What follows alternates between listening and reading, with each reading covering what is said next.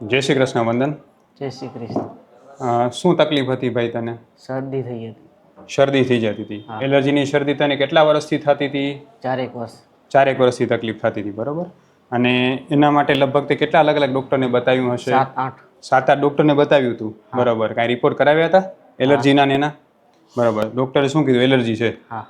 બરાબર. અને પછી રોજ તારે કાંઈ એના માટે એલર્જી માટે કોઈ ગોળી ખાવી પડતી કે કોઈ દવા લેવી પડતી રોજ? હા. કેટલી ગોળી ખાતો રોજની? 1-2. 1-2 ગોળી રોજ ખાવી પડતી, બરાબર.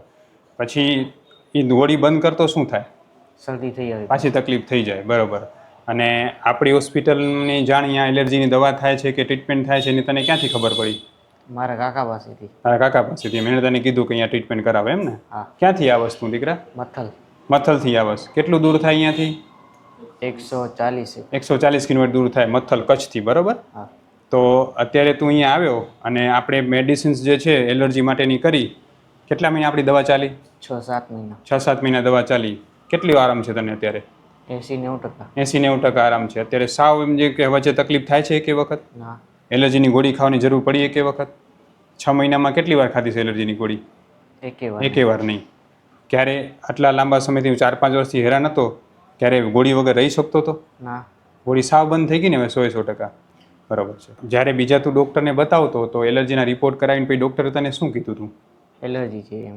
હા. અને ગોળી કાયમ ખાવી પડશે એમ કહેતા? શું કહેતા? 18 વર્ષનો થઈશ ત્યારે ઓપરેશન કરવું પડશે. એમ શેનું? નાકનું? નાકનું, હા. નાકનો પડદો આડો છે એમ કીધું ને? હા. હવે તું મને એ કહે કે તને એલર્જીની શરદીમાં શું શું થતું? શરદી કાયમ ચાલુ હતી. હા. શું નાકમાંથી ઘાટા સેડા આવે કે પાણી આવે રાખે? પાણી આવે. પતલા પાણી આવે રાખે? હા. છીંકો આવતી? હા. બીજું શું થતું? બીજું કંઈ માથું દુખે, કામ કરવામાં કંટાળો થાય, ઉધરસ થાય, તાવ આવે, એવું કંઈ થતું? ના. એવું કાંઈ નહોતું. ખાલી શરદીની છીંકો જ આવે રાખે. આખો દિવસ સતત ચાલુ રહે? હા. પછી ગોળી ખાતો જ મટે? ગોળી ન ખાતો ના માટે. ન મટે, ચાલુ જ પડી હોય. રોજની 24 કલાકમાં કેટલી ગોળી ખાવી પડે એલર્જીની? 1-2. 1-2 ગોળી ખાવી પડે તો જ મટે, બરાબર ને?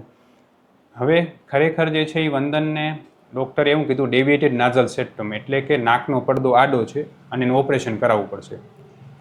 મારી પાસે હજારો પેશન્ટ એવા આવે છે કે જેને એક વખત નહીં 2 વખત કે 3 વખત ઓપરેશન કરાવ્યું હોય. અને એકાદ પેશન્ટ તો મને યાદ છે જ મારા કરિયરમાં કે એને 8-8 વખત નાકના પડદાનું ઓપરેશન કરાવેલું હોય. નાકના પડદો આડો હોય તો બાળકને જન્મથી તકલીફ રહેવી જોઈએ, એવું કોઈને હોતું નથી. આયુર્વેદના પ્રમાણે એલર્જી જે છે ને લોહીમાં કફ ભળવાને કારણે થતો રોગ છે. લોહીનો કફ ઓછો થાય તો ને તો જ એલર્જી ઓછી થાય, બાકી એલર્જી ઓછી થાય નહીં. લોહીનો કફ રે એ સાઇનસમાં જમા થાય, સાઇનસમાં જમા થાય સાઇનસમાં સોજો આવી જાય, અને આ સતત સોજેલું સાઇનસ છે એ કોઈ પણ પ્રકારના ધૂળ ધુમાડા રજકણના સંપર્કમાં આવે એટલે તરત એલર્જી થાય અને છીકો અને શરદી આવવા માંડે. એનો સાચો ઉપાય ધૂળ ધુમાડા રજકણ દૂર કરવા કે દૂર રહેવું કે એલર્જીની વસ્તુ ન ખાવી નથી. સાચો ઉપાય છે લોહીમાં બનવાનો કફ જે છે એની પ્રકૃતિને આપણે તોડવી, અને એ પ્રકૃતિ તૂટે તો અને તો જ આમાં ફાયદો થાય. બેટા હવે તું પહેલાં તને શરદી કાંઈ ઠંડકમાં કે ધૂળ ધુમાડાથી થઈ જતી હતી? હા. હવે ક્યારે થઈ છે એવું? ના. હવે તું બધું વસ્તુ કરી શક, ધૂળ ધુમાડામાં જઈ શક, ઠંડકમાં જઈ શક, હું કરી શક આરામથી? હા. બરાબર છે. તો તું જ્યારે અહીંયા આવ્યો હતો ત્યારે આપણે ટ્રીટમેન્ટ કરી ત્યારે તારો એક નશ્યકર્મ પણ ટ્રીટમેન્ટ કરાવી હતી, બરાબર? પંચકર્મ નશ્યકર્મ કરાવ્યું હતું ને, એનાથી કેટલી જલ્દી રાહત લાગતી? 80. 80-90% તરત રાહત થતી ને? અને તું વિચાર કર, હવે વંદન જે છે ને એ બાળકનો કેસ આપણે 3 રીતે ખાસ સમજવાની જરૂર છે. સૌથી પહેલી વાત કે જો કોઈ પણ એમ કહે કે તમારો પડદો આડો છે ને ઓપરેશનથી જ મટશે, તો દર વખતે એવું હોય એવું જરૂરી નથી. બીજી અગત્યની વાત કે ઓપરેશન કરાવતા પહેલાં આપણે જે છે આયુર્વેદ ડૉક્ટરની સલાહ 100% લેવી જોઈએ કે જેને આ રોગમાં અનુભવ હોય અને આવી રીતના રોગો એને ઠીક કરેલા હોય. ત્રીજી અગત્યની વાત કે વંદન જેવા નાના બાળકે 6 મહિના રેગ્યુલર આયુર્વેદની દવા કરી અને સાથે સાથે નશ્યકર્મની પૂરેપૂરી ટ્રીટમેન્ટ કરાવી. આ વાત હું એટલે કહેવા માગું છું કે ઘણા બધા પેશન્ટ મને એમ પૂછતા હોય છે કે સાહેબ મને 15 દિવસમાં મટાડી દો, મને 1 મહિનામાં મટાડી દો. પણ એક વસ્તુ સમજો કે કોઈ પણ રોગ હોય તો એને એક સમયગાળાની જરૂર હોય.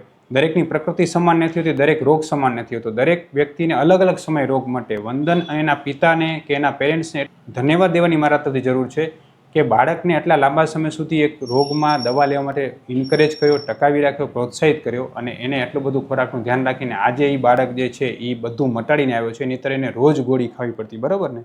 અને હવે કેટલા સમયથી ગોળી નથી ખાધી? 6 મહિના થઈ ગયા છે, બરાબર?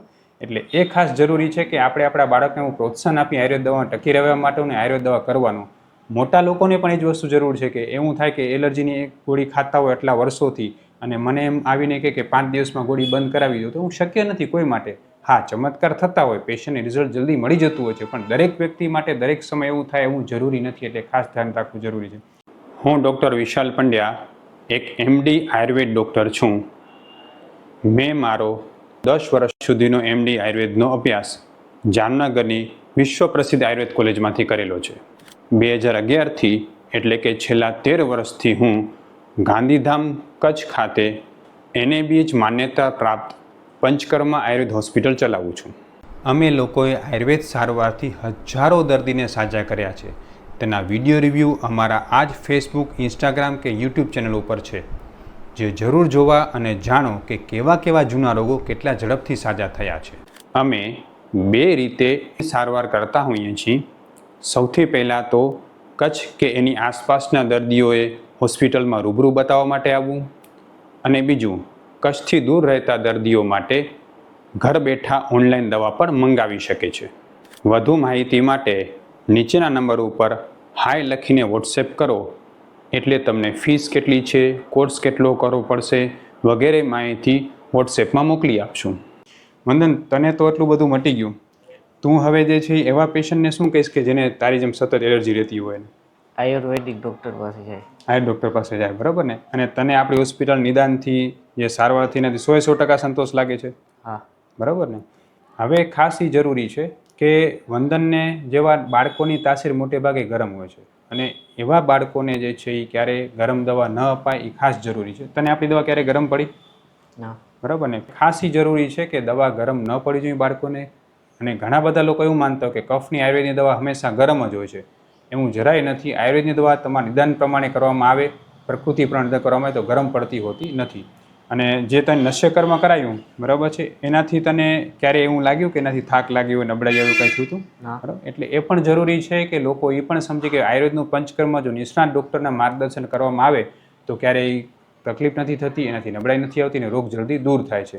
હવે વંદન, ખાલી એક છેલ્લી વાત કે તું લગભગ 5 વર્ષથી બીમાર હતો, અલગ અલગ દવાઓ કરી, કેટલા 7-8 ડૉક્ટર બદલ્યા, બરાબર છે, કેટલાય રિપોર્ટ કરાવ્યા હશે, અને રોજ તને 2 ગોળી ખાવી પડતી, 1 કે 2 ગોળી એલર્જીની ખાવી જ પડતી. આપણી દવા શરૂ કરી અને આપણી દવાથી જેટલો ફાયદો થયો બીજા કોઈ દવાથી થયો છે? ના. એટલી ઝડપથી કોઈ દવા લાગુ પડી છે ક્યારે? બરાબર ને? આપણી દવા વ્યવસ્થિત લાગુ પડી ને તને? બહુ સારું. ડૉક્ટર બરાબર છે. ડૉક્ટર બરાબર છે.